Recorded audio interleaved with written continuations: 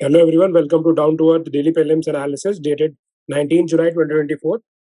पहले आर्टिकल में हमें बस इतना याद रखना है कि फ्रॉग्स जो है they act as indicator of pristine और हेल्दी एनवायरनमेंट को इंडिकेट करते हैं, तो बस इतना ही याद रखना है। नेक्स्ट आर्टिकल में ये इंपॉर्टेंट नहीं है, ये भी इंपॉर्टेंट नहीं है। और इस आर्टिकल में ये याद रखना है कि वायरस जो होते हैं they can also trigger cancer.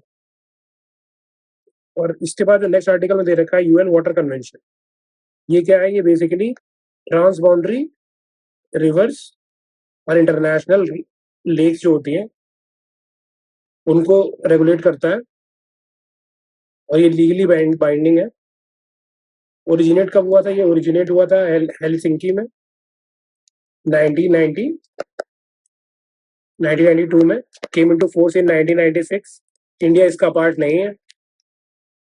और ट्रांस बाउंड्री रिवर्स का मतलब क्या होता है? ऐसी रिवर जो दो नेशनल बाउंड्रीज के को क्रॉस कर रहे हैं, जैसे कि ब्रह्मपुत्र रिवर है, it comes from Tibet, it enters India. तो ये अब इसमें एक और चीज जो इम्पोर्टेंट है कि इसको एडमिनिस्टर कौन करता है? इसको एडमिनिस्टर करता है, जैसे यूएन के अंदर बॉडी है इकोसॉक,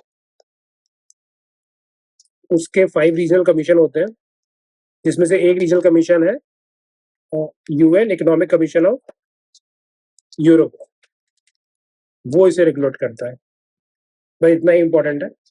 नेक्स्ट आर्टिकल में देखना है कि दर एस सलाम, ये कभी कभी प्लेसेस इन न्यूज आ जाता है, तो ये कहाँ पे है? ये तंजीनिया में है।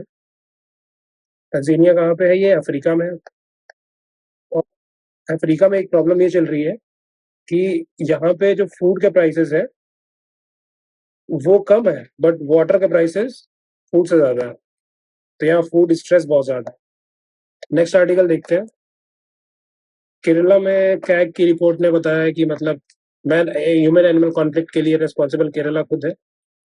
तो केरला में दो इम्पोर्टेंट, एक तो पहले टाइगर रिजर्व देख लेते हैं। पेरियार टाइगर रिजर्व है, ये पेरियार रिवर से रिलेटेड है। दूसरा वायनाड वाइल्ड लाइफ सेंचुरी है, इसमें कुछ इंपॉर्टेंट नहीं है।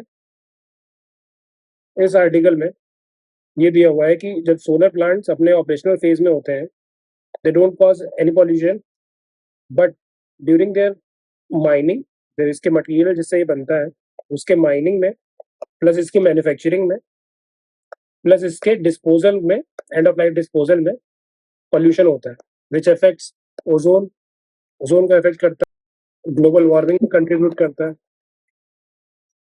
तो इसमें बताया गया कौन सा मटेरियल जो है इसमें से सोलर सेल का वो लीस्ट ये सब चीजें करता है during the manufacturing phase, disposal phase में नहीं। तो आईआईटी मंडी ने ये स्टडी की थी, तो हम देख लेते हैं। इसमें हमारे लिए इंपॉर्टेंट ये है कि कितने टाइप के सोलर सेल्स बनते हैं। नेक्स्ट देखते हैं हम इसमें।